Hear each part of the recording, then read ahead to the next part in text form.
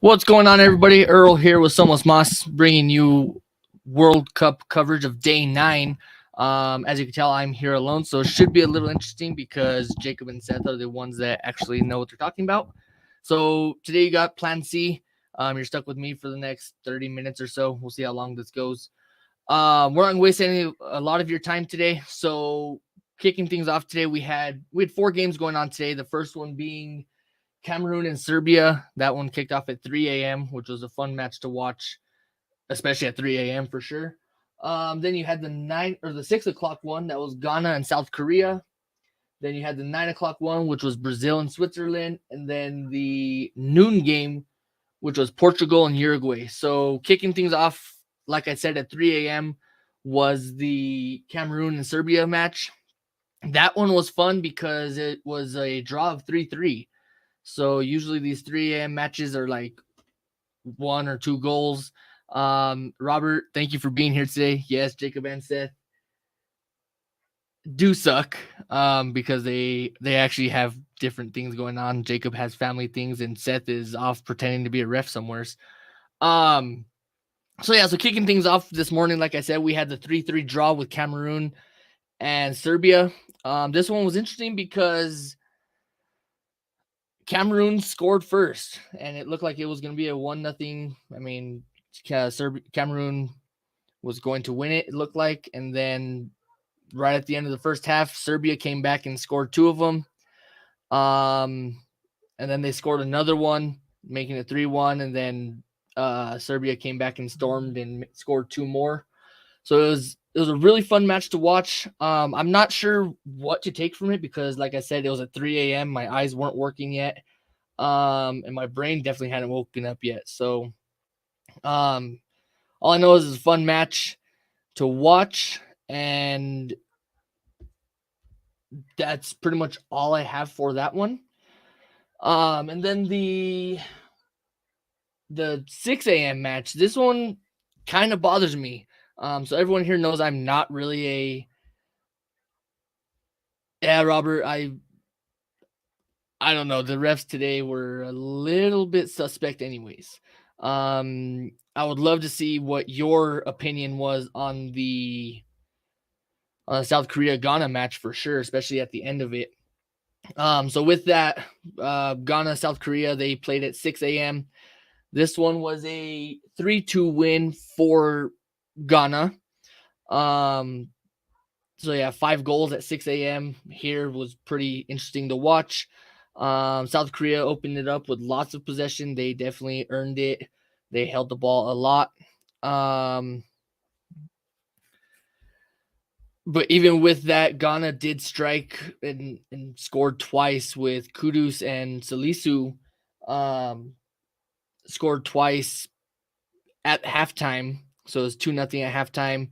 And then coming out of the second half, South Korea scored 2 more, or South Korea scored 2 and definitely made the game more interesting. Then Ghana scored their last one, and it was all but over from there until South Korea decided to start playing again. With that, everyone here knows rules of soccer where refs typically don't end the match on a set kick or set piece, such as a free kick or a corner kick. But that's actually what happened here. South Korea tried to bomb it from probably about 30, 40 yards out. It bounced off of the back of a Ghana player, and it went rolling out of bounds. So it should have been a corner, but the ref decided to call it. Said, nope, we're good. We don't need to watch anymore here. With that being said, during all the heat of it, the South Korean head coach did pick up a red for some reason, so he will not be available going on to the next match, which is their finale, which they kind of need him there. So yeah, like I said, Ghana kind of stole one from South Korea, 3-2, especially at the end of it. Definitely was an interesting call. So Jacob and actually Robert, if you want to put your 2 cents into what that call was, that'd be great. And then the 9 o'clock match, Brazil and Switzerland. Brazil took this one 1-0. Um, I'm I'm a little worried for Brazil because they don't have Neymar for their probably about one or two more matches, especially with his injury that he sustained, which was pretty bad looking, at least on camera. Um, and ever since he went down, they don't look good. They don't look sharp. Um, they don't look in tune. Is really what it is. Um, Somehow they still managed to beat Switzerland 1-0. The attack hasn't really been there since Neymar went out. Um, the only good thing is Casemiro. He's really good, so he scored the goal. So with that, and with Brazil winning, they did clinch a spot in the round of 16, so they do move into the knockout round, and should be interesting to see what happens there. So yeah, so if you want to put your 2 cents on this match, the Brazil-Switzerland match, I'm gonna tell you now, this episode probably won't go as long as Jacob and Seth because they know what they're talking about. But I mean, the match this morning was very, very interesting because there was a lot of goals taken, like a lot of shots taken on goal. Brazil managed five shots on goal right away, and they somehow squeaked out the 1-0 win. Moving on to the noon match, the Portugal-Uruguay match. This one was a lot more interesting for me.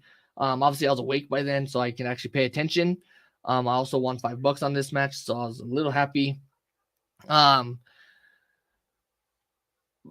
But Uruguay worries me as well because they have people like Darwin Nunez, Fede Valverde, Luis Suarez, and Edison Cavani. But all those big names are scoreless. Uruguay also, I do not believe, have won a match. I could be wrong, but Uruguay might be winless at this point. They did hit one off of the left side goalpost and bounced right out. So they definitely had a chance to get on the board, but it didn't happen.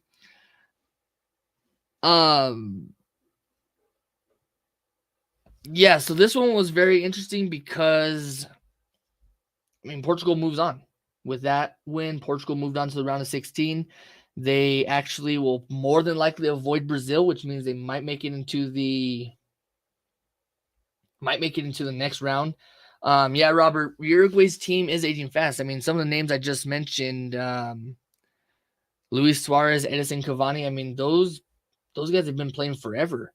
They've been playing long before I cared about soccer, for sure. So yeah, Uruguay's team has me worried because they on the brink of elimination, and they have big names like Luis Suarez, Edison Cavani, and they cannot seem to get moving on it. But like I was saying, though, Portugal pretty much have avoided Brazil until God knows when.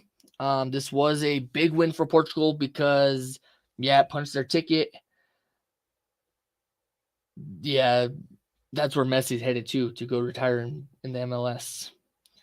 But yeah, so this was a huge win for Portugal because it gets them into the next round, which that's what everyone's playing for, is to get at least to the next round. They also are now huge favorites to win their group, which is Group H. Wait, are they Group H? I'm confused at this point. Sorry. I've been up since 3 a.m., so you got to bear with me here. Somehow I've lasted 10 minutes and I haven't got kicked off stage, so we're good there. But with them moving on so early, they've pretty much all but likely avoided. They've all but avoided Brazil in the round of 16, which is good for them because they won't get eliminated early.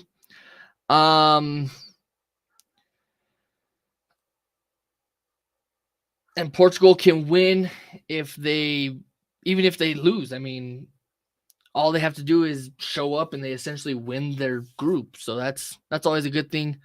Robert, I'm not forget it. I'm gonna do it because Jacob and Seth are away. So the old saying is, when the cat is away, the mice go to play. So Robert, Jacob and Seth, I do apologize right now. Robert, I do imitate that same comment where the two words I have for Iran is screw Iran. At this point, my house is probably gonna be blown up by the time I go to bed tonight, but it's whatever at this point. So closing out today, we had Cameroon and Serbia with a 3-3.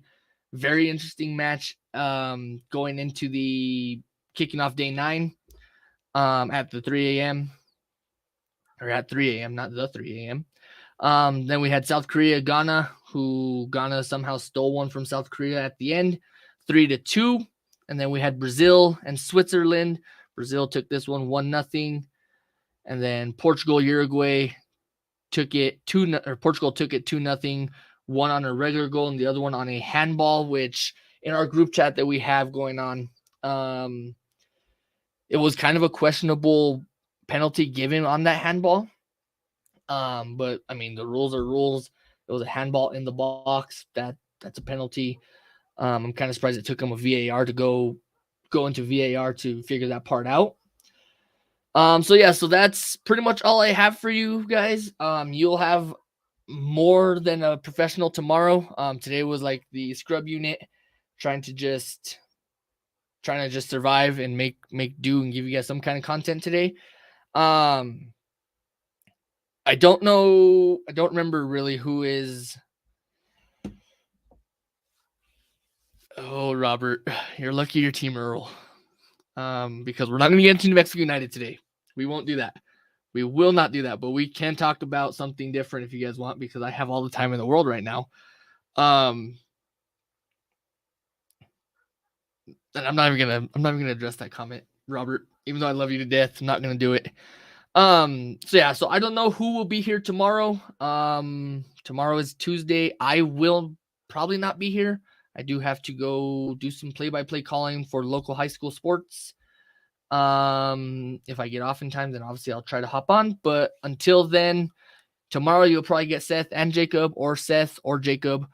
And they will definitely redeem this show because Earl definitely has shot it in the foot.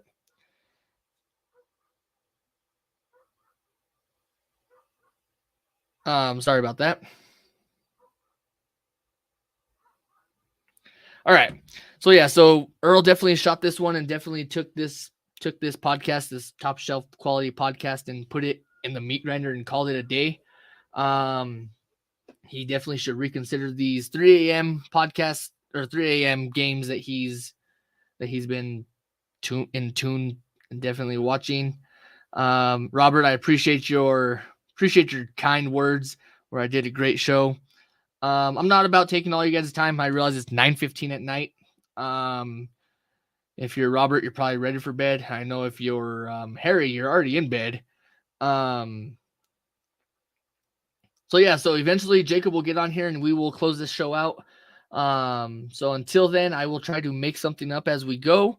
And let's go ahead and talk about chicken. Oh, there he is. So until then, until tomorrow, where you guys have the professionals like Jacob and Seth, or Seth, one of the two, if not both, somos unidos.